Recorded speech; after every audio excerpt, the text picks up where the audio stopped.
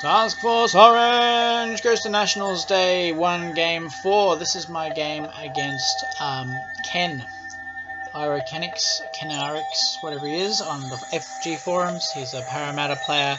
He's one of the brains behind Master of the Fleet.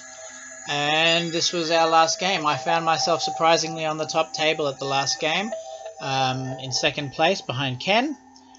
Ken was flying an interesting Akbar sort of list with a whole bunch of A-Wings, 2 corvettes, an assault frigate. It was late in the day, my brain had stopped working. I'd never played 4 games of Armada in a row before.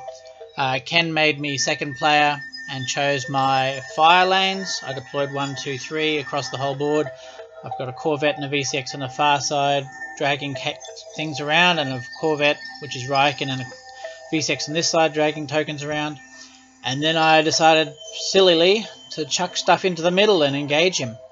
I probably should have just defended the tokens. I really regret actually a lot of the setup in this and the way I did certain things and what I did with my slicer tools. I threw them forward too soon and activated all out of order and just made a whole lot of very dumb mistakes.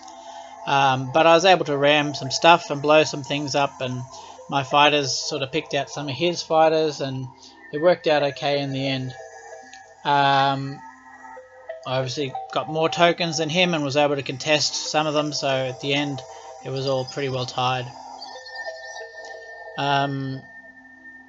Yeah, not much to say. I bust through his line, I blew up a thing, I lost my slicer tools, my slicer ship, I lost one of my corvettes.